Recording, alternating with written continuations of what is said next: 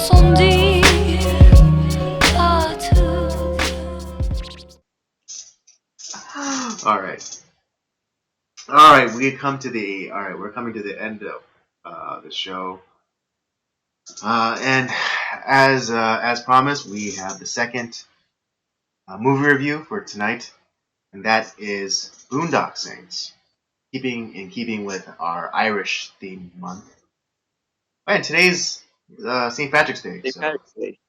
happy St. Oh, so Patty's by Day. the way, quick thing, because you got the New England fans are in Oh, that's complete right. mourning Yeah, today, yeah. and the Oh fact my that they god. can't go to the fucking pub and drink themselves silly and just Oh my god. cry into Yeah. their fucking green beer is it's perfect. Fuck New England fans, and Tom Brady's leaving them. Fuck all those guys. Fuck them. This coming from a Bills fan, of course, because I can't fucking stand New England. Yeah. Yeah. For those of you, Tom Brady has left the Patriots and is going to the Tampa Bay Buccaneers. You think that's where he's going, or did he say that's where he's going? Last, I saw. I could have sworn I saw something. Said that he was going to the Bucks. Wow. That's interesting. Yeah, as of 6 hours for Fox News, Tom Brady joins Tampa Bay Buccaneers, agrees to deal in principle. Uh, 20, 22 minutes ago from Yahoo Sports, The Rush, Tom Brady cancels Patriots dynasty, joins Tampa Bay Buccaneers. So, yeah, he's going to the Okay, Bucks. I guess because I initially heard that report this morning, and I don't think they had figured. I don't think he had stated where he was going to. Okay, so you heard it earlier, before the announcement. Yeah. So all right, Tampa Bay. That'll be interesting. I love the power shift in the AFC East. Oh yes, come on Buffalo, we're gonna win that division, baby. Yeah. Do you need a minute? You need a towel or something? You need to get a towel or something? I feel good, dude. Calling Sims fucking losers and Tom Brady's leaving England, dude. This is the best pandemic ever.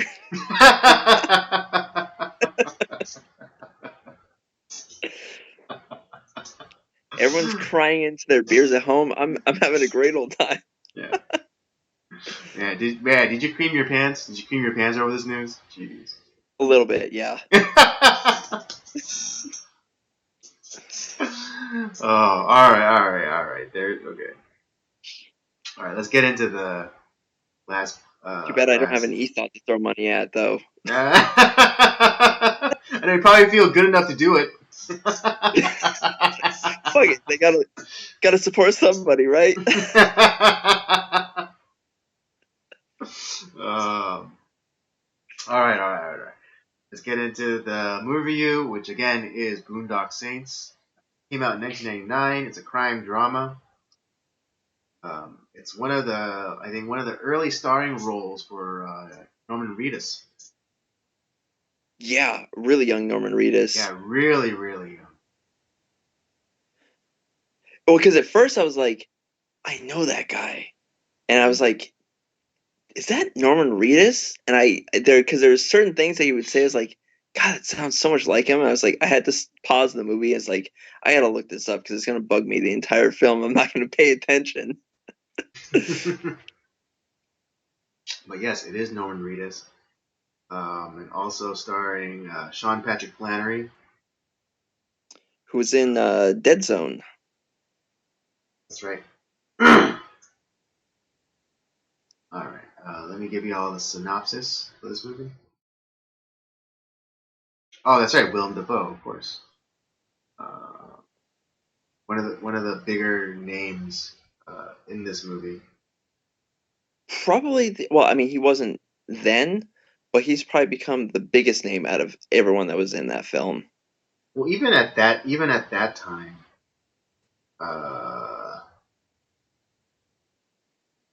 even at that time, he was still the biggest name because again, he just worked with Martin Scorsese in The Last Nation of Christ. So True. yeah, he's the biggest nut on that tree. Yeah. And if you're into vintage porn, you had Ron Jeremy in there, so Oh, that's right, that's right. Yeah, he played like the low level uh, right hand to the boss. yep. All right, back get to the synopsis. Tired of their crime over Tired of the crime overrunning the streets of Boston, Irish Catholic twin brothers Connor and Murphy are inspired by their faith to cleanse their hometown of evil with their own brand of zealous vigilante justice. As they hunt down and kill one notorious gangster after another, they become controversial folk heroes in the community. But Paul Smecker, an eccentric FBI agent, is fast closing in on their blood-soaked trail.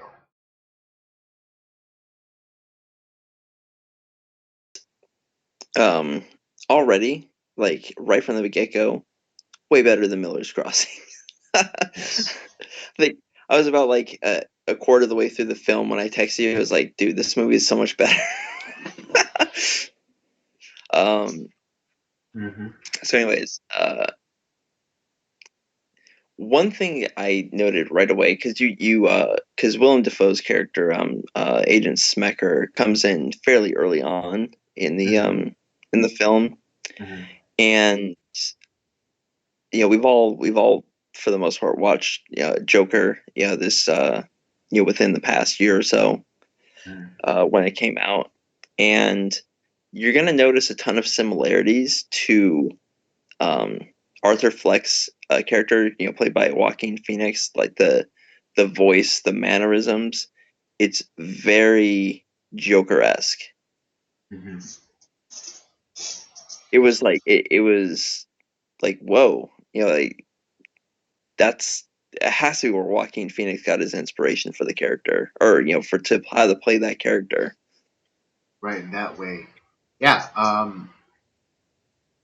Yeah. When you mentioned that to me, it just clicked right away. I was like, you're right. I and I too and I noticed it also, but I just couldn't place the performance. But once you did mention Joker, I was like, that's what it was.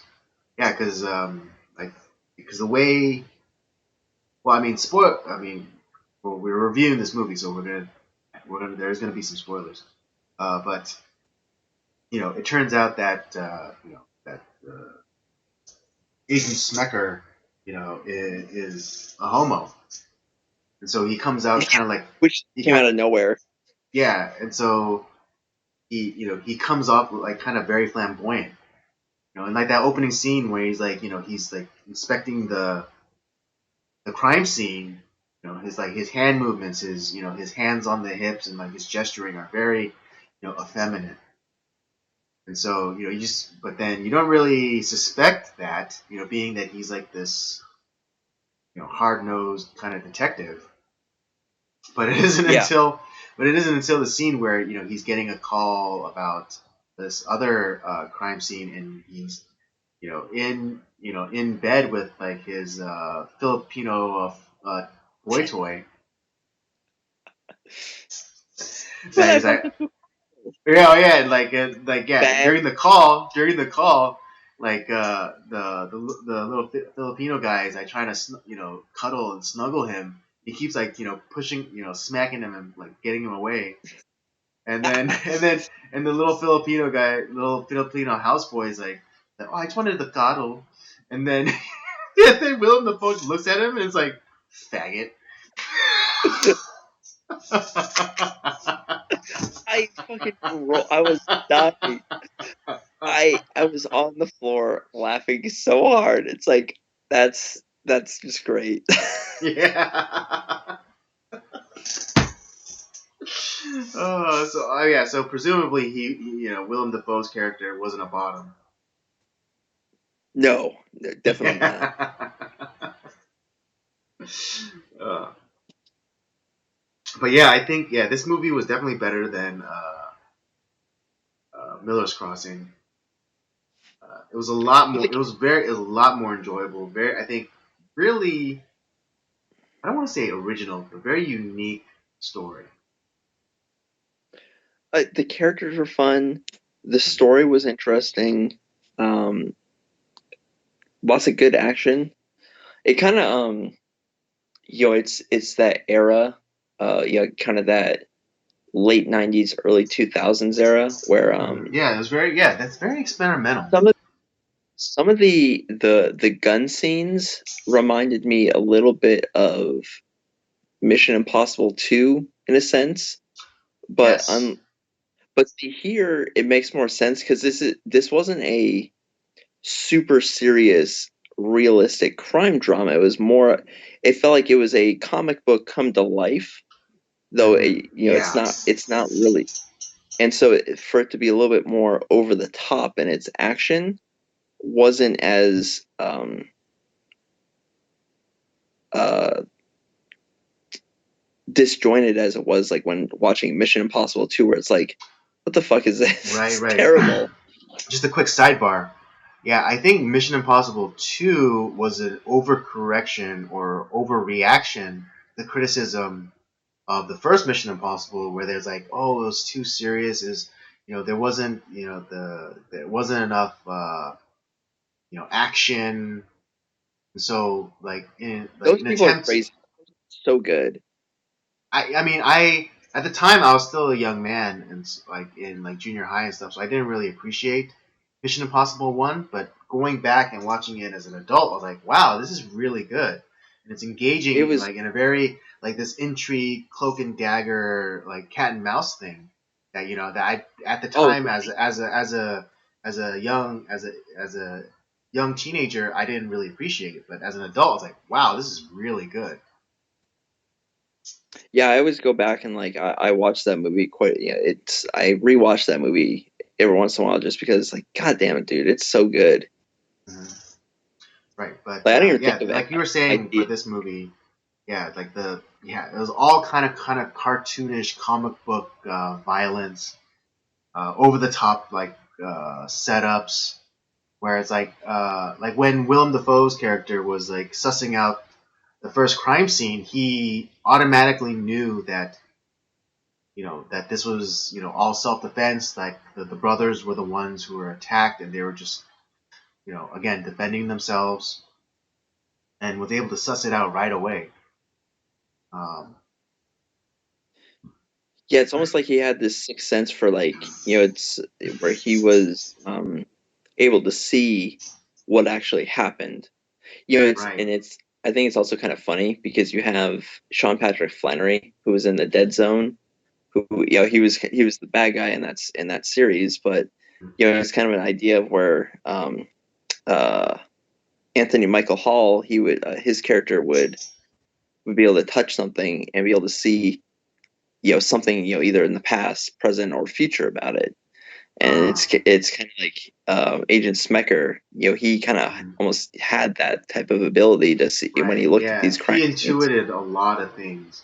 I think maybe that's the that's where they like when they what was it when they did CSI. That's where they got the idea of like of having like the investigators kind of like imagine kind of like the incidents that are happening as they're Oh, going through the certainly. crime scene. Yeah, definitely. I would. That's they probably took inspiration from this. Mm-hmm. Right. Yeah. Because yeah, But when I saw that, I was like, dude, that's like CSI. yeah, and it's even like the characters themselves are kind of like these cartoon characters, Mm-hmm. in a little bit, these comic book characters, because they are kind of these funny, over the top guys.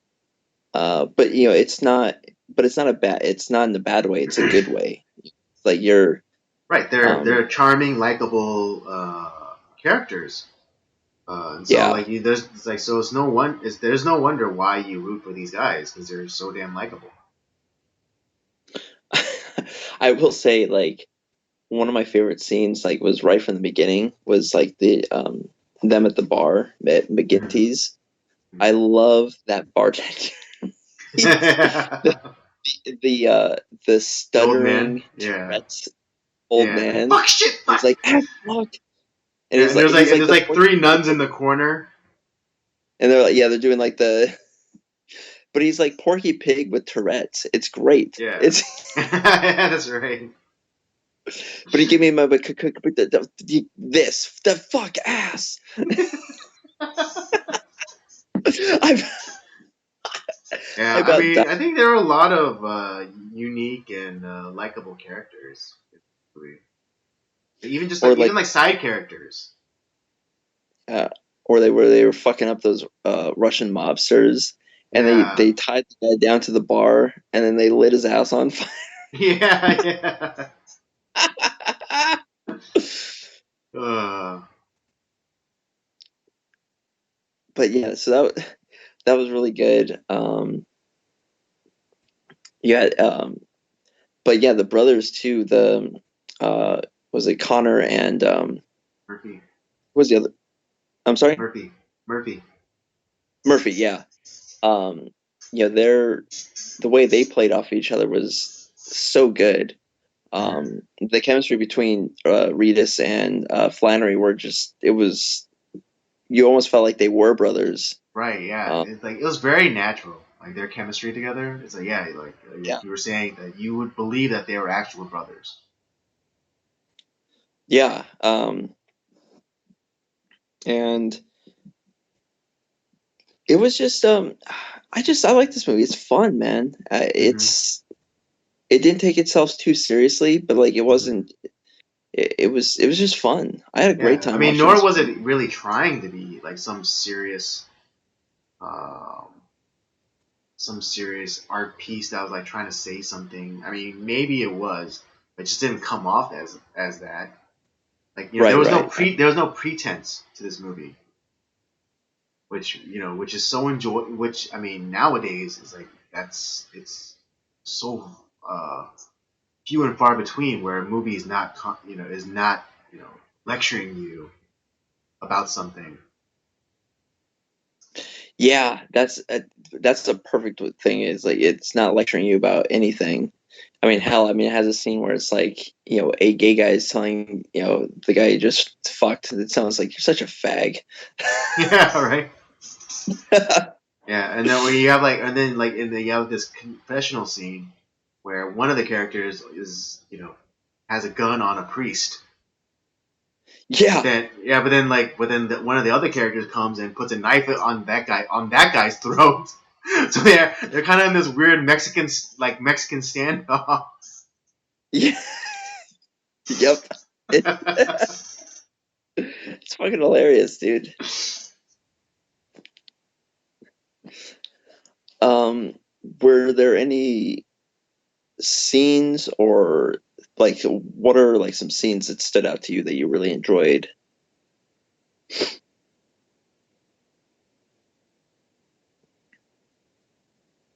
I think I liked. Oh, I liked the last scene that Agent Smecker kind of CSIs. Where he gets like he's like so into it that he's like that he kind of like mirrors what they actually did. But like at the end, like he gets to the point where he's kind of driven crazy because there's no more evidence for him to like follow, and so he just kind of loses it. Yeah, it was because there was it was at the house, Mm-hmm. and he's like, and there's six guys that came in. And it's like Right, one but of the yeah, things but he got, and yeah, it's one of like it the was few one guy things and that he got, six guys. which was kind of like a running gag because like the first scene that we're introduced to Agent Smecker, there's like this kind of Boston PD, high charge here, he's like telling giving giving his theory about what happened to like those two Russian mobsters. Like, yeah, this big guy just fell on him. But Agent Smecker's like, go get me a coffee, and like CSI's it and like figures everything out. But in this last instance, though, he was actually right when it's like, oh, that because Agent Smecker's like, okay, and then 6 guys came out and shut up the place, and he says, and that Boston PD detective was like, are you sure it was 6 guys? So couldn't it have been one guy with 6 guns? And then he's kind of like it was like don't be an idiot, and smacks him in the head. Yeah. But the funniest part about that is like because he after he's recreating the scene, and he's going Uh-huh. fucking crazy. Like he's sweating his balls off doing in this scene, and he starts firing his gun too. Oh yeah. The clip, dude. Like Yeah, that's right. that's how excited he was. Just recreating this scene in his head. Right. It's just.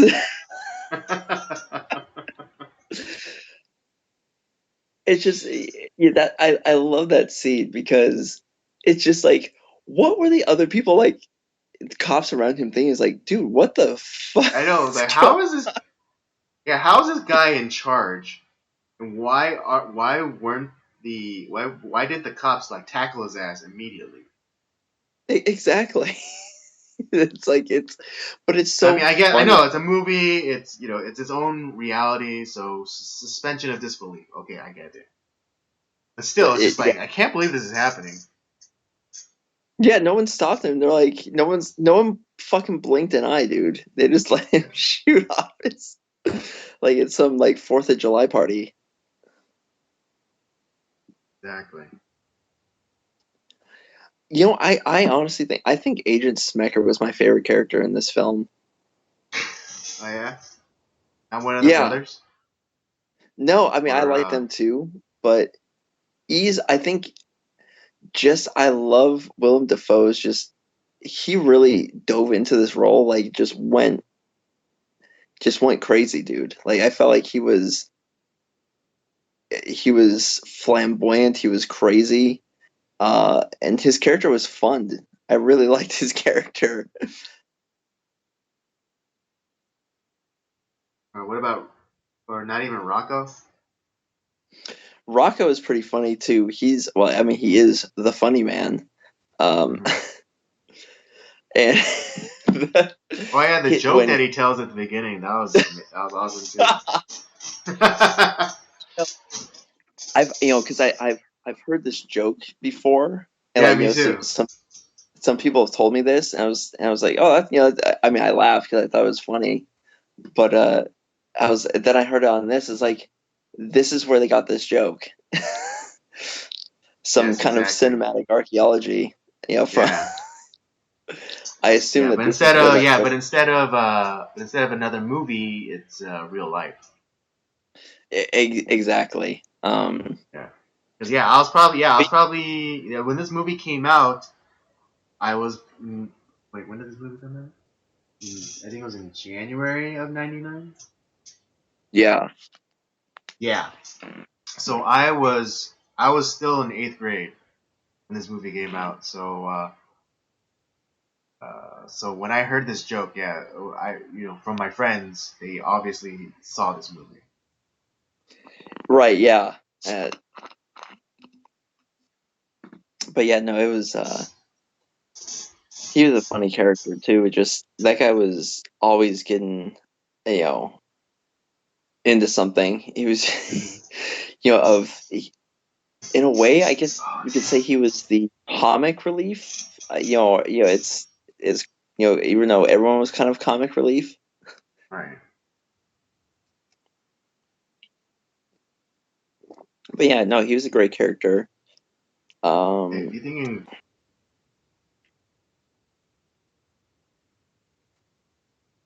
okay, we'll have fun. All right, so I'll talk a little bit more about the film. Um, yeah. So the thing with I'm trying to think of another scene that really I liked from this. Um, the honestly, like all the what I thought was really creative is that we're getting the story of Connor and Murphy, of their of their doings. We're not like we're not necessarily following them. They're almost like kind of it's like we are Agent Smecker, and we're going through and kind of following these two brothers on in like what they're doing. It's like all these crime scenes. We're not actually seeing them doing it. We're seeing the recreation of how Agent Smecker sees it. So I thought that was kind of an interesting way of kind of kind of taking it, and it does kind of have the that, like you were saying, that CSI mentality to it, like where um, they're not witnessing the crime; they're just kind of recreating it because we Right. never Yeah. actually see what the brothers are doing, what Right. the That's actually a brothers and good point. Rocco. That's actually a good point because yeah, we're this is all kind of after the fact, and I mean that it kind of makes sense because even when we're first introduced to the brothers, it's after the fact, Right, and so we never. I mean, the only time we're actually shown them committing one of these, kind of hits is at the end, right, and it's not recounted to us, through Agent Smecker or somebody else. It's like we actually see them, entering the building and taking control of the room and ultimately executing uh, yeah. Well, the and here's why I think that's the case, because by that point, because like the last two kind of scenes, Agent Smecker's helping them. So he's not recreating the scenes anymore. He's actively helping them. So right. in a way, I see Agent Smecker as the main character of this film. The kind of anti-hero, if you will. And Mm, we're kind of like living through his. It's almost like we're living through his journey and trying to follow these guys. mm, mm. And he gets to a point where it's like, yeah, obviously his only focus is on justice, and he's like, these guys are taking out the people that I want, that I have all these dossiers on. I should help them. And and Right. he I mean, and does. yeah, and that's the kind of that's the confessional scene that I had previously referenced because he Ethan Smecker he gets loaded uh, one night and he's obviously having some sort of a crisis uh, of conscience or faith. Right, Well, because well, I think maybe both because um, he's having a crisis of conscience about him like identifying with like the brothers, these vigilantes, but also a crisis of faith. Not that he is a person of faith, but his faith in justice. yeah, exactly. And so he goes to the priest for confessional, but he's really seeking advice. Saying, "Oh, Father, I'm trying to hunt down these men, but I can't find any fault with what they're doing." And Right, so, and I guess if the movie was kind of pushing some sort of message, like it is kind of like an ethical question of like, you know, it's kind of like the idea of Dexter, right? Yeah, the guy is right, a killer. He's a bad guy technically, but he's taking out the bad guys. So are they really right. doing bad? Right, and it's not like that these ambiguous types of are they really bad guys? But no, these guys have like records. They're they're known. They're known to be Yeah, evildoers. It's not like oh like this person might eventually one day become the next Hitler or something. It's like no, that's not what's happening. It's like these are known people who are known to have done evil things, and they either have a record or it's just known. So there's no doubt about their guilt. And I think that's why one of my friends, he was really obsessed with this movie.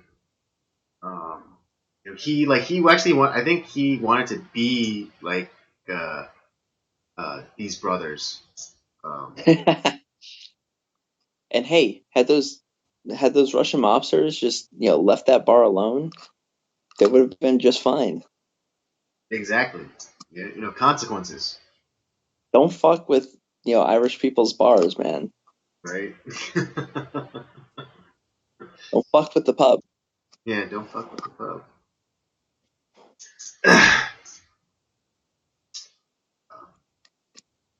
But yeah, no, this is a fun movie, dude. I really like this movie a lot, and Mhm. I was kind of like our last film. It was they spent like $6 million on it, and they initially made like 30,000 or something, like 30 to 50,000 dollars on it. Like they lost a shit ton of money. Um, but unlike Miller's Crossing, this movie finally did make its money back, plus a lot more. They made a profit. Right. Yeah. I mean, I'm pretty sure I mentioned it when we did Miller's Crossing, but yeah, the budget was 10 to 14 million, but then they're not including they're definitely not including advertising, which would probably knock it up to 20 It's million. mainly production. It's mainly production costs, is what they're um, Right? probably But then yeah, stating. I mean yeah. But let's just say that's $20 million Yeah. for everything. But they only made $5 million at the box office. They only made a quarter of what they spent. So Oof, that bad. yeah, and then yeah for Boondock Saints, like the box office, yeah they spent 6 million, but they only like at the box office, just at the box office, they made a piddly $30,471. Ooh, And God. again, that 6 million is probably closer to 10 million with advertising and such. Now, I wonder if part of that, like, I'm trying to think of like what other big films came out around that time. Uh And huh. I also heard that part of it was also because this was coming off of after like the whole Columbine thing too. So people were kind of like Oh, that's right. think kind of like this that might have really hurt the movie initially. Hmm. Yeah, all the gun violence. That's right. Oh, what the heck? That was way off. Oh For no. Yeah. It's Last Temptation of Christ was in 1988. That was oh, so 11 years ago. Yeah, that was 11 years ago. So it wasn't recently. I mean, relatively speaking, it was recent. But yeah, right. that was 11 years ago.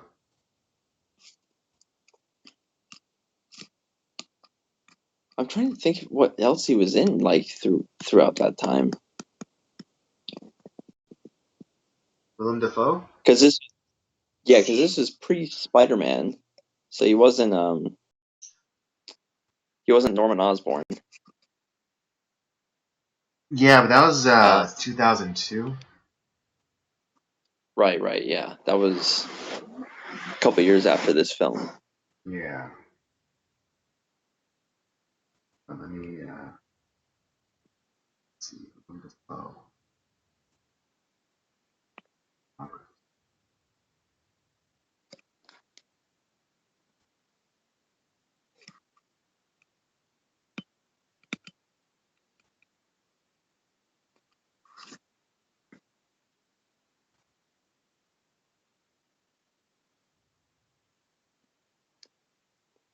Did a film called Heaven's Gate, uncredited. See if I can find something like really big. Oh, right, he was in Platoon. Was he? Yeah, he was Sergeant Elias Gordon. Oh Yeah, I mean, for yeah. those of you unfamiliar, he's that guy. Like they use that shot always in like the promo stuff on TV where like he's being shot in the back and he's like throwing up his arms. Yes. Okay, I haven't seen Platoon in I totally forgot about that. I forgot he was in that film. Yeah, me too.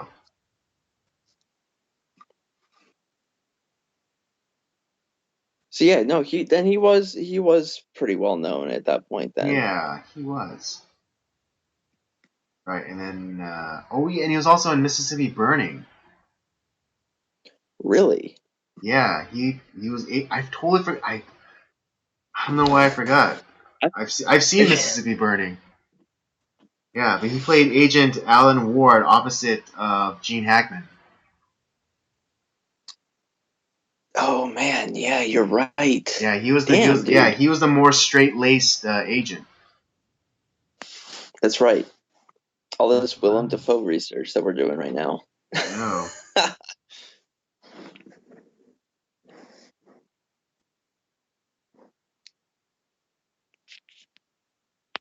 Yeah, I mean, yeah. In terms of film, yeah, his career starts in the like literally on 1980.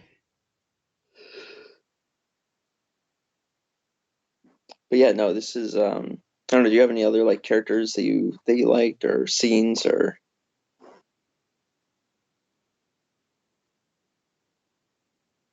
Uh,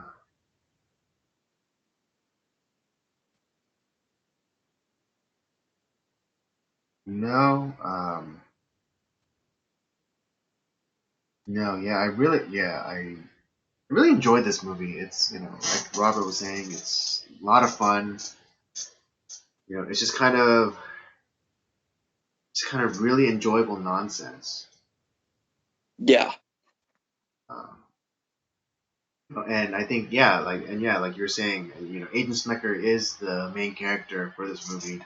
Because we're seeing this all through his perspective, and we kind of go through like that crisis that he has, like where he's like, I should be tracking these guys down, but I don't disagree with what they're doing. So you have so you have this internal conflict where it's like yes, these two these two are vigilantes, and they should be stopped because no one should take the law into their own hands. But at the same time, they're taking out known evildoers, Yeah, exactly. who are either able to walk or escape through the justice system because they have connections, or they fought judges and politicians and whatnot. So And yeah, this movie just does not give a fuck too. It's either I mean they had this like the you had the scene with Agent Smecker calling his love boy a fag. You had yeah, Rocco shooting his kind of heroin addicted girlfriend's cat. yeah, yeah, that's right. Yeah, It's like I'll fucking yeah, shoot myself being the this cat's movie, fucking name. yeah, this yeah, this movie gives zero fucks. Well, I would also say that Billy Conley's character was, I think, the most mysterious, which made him pretty interesting. Now is he the He was was, he the prisoner? yeah, he was a prisoner. He was Il Deuce. Yeah, Ildus. Yeah, which is pretty funny because I mean, I think for a lot of people, Billy Conley, is kind of like this comedic figure, or he at least offers. He's a character that offers a lot of comedic relief. Like I think one of the most recent was in Last Samurai, where he played the sergeant opposite to Tom Cruise's captain. Yeah, that's right. In one of their first battles, he ordered, Tom Cruise orders him to, head, to retreat back to the rear, and and Bill, and because he's a stubborn Irishman, he says, like, with all due respects, Captain, shove it up, cramp, he's like, shove it up your ass. Yeah, that's right. Oh boy. Yeah, yeah, but I just love like the mystery behind his character. Then ultimately at the end, he's revealed to be the same as the brothers. Because Yeah. because even when the Italian mob boss was looking to hire him, they were kind of like they were talking about the legend of this guy and how he had a code, and his code was like no women and no children. Yep. So yeah, I But mean yeah, it's very it's like we're similar to not given. this code as the brothers. Yeah, and we're not really given a whole lot of information about him. No name, no nothing really. And yeah, it turns out that he's at least in a spiritual sense the same as the brothers. But you even thought that maybe he might be their father. Yes, I do. Yeah, because one, he's Irish, and then secondly, because he knew the same prayer that the brothers that Connor and Murphy gave just before they killed people, or executed, and Right. and Connor and Murphy, when Rocco asked that they teach him that prayer, they said like, oh, we can't. It's not for outsiders. It's a family prayer. So that's what made me Right. think that. That's what made me think because Il Deuce knew the prayer, that meant that they were familiar, they were tied as family. So, and then and the amount of time that he spent in prison could explain the absence of Connor and Murphy's father. Yeah, so I think that's I think that's an interesting thought about his character. Because I think that honestly it kind of plays out. It's so I think that's an interesting theory, Andy. Maybe it's an original theory. I don't know. I didn't really. I'd have to look see if there was anybody saying that, but Mm-hmm. could be an original theory. Mm-hmm. Yeah, but I think it's just a logical conclusion to draw, given Right, given right, the right. given the information that we're given. But yeah, I mean, it might be. I mean, I don't know. After this, I'll jump onto the internet, do a search real quick. Well, shall we give our score, our Yeah, star absolutely. All review? right, let's give our rating. Why don't you start us off? This is 3.5 stars for me, easy. Okay, 5 stars. Yeah, this is like I said, all for all the reasons. It's fun. The characters are fun. The movie doesn't give a fuck. It's it's it's absolutely great. It's over the top. I love it. All right, all right. You said 3.5 or three? Yeah. Okay. Well, I'm Yes. gonna go. I'm gonna go give it a 4, just because of nostalgia. Um, uh, it's funny because it's weird how much you forget about a movie because I watched this movie as a young man, not exactly when the movie came out, but just as a younger man. Right. But just seeing it again, it's like, man, I forgot a lot about this movie. But watching it again, it did bring me back. It did bring back a lot of memories. Uh, so yeah, and that's why I'm giving it a 4. All right. Should we reveal next week's film for the review? Yeah, sure. Yeah. Next week's movie will be The Departed. All right. It's gonna be a fun one. yeah. Fucking So if you guys want to, watch it and come and jump into the chat and and give us your 2 cents as well, or give us your thoughts, you're more than welcome to do so. So that's next week. Next week, same time.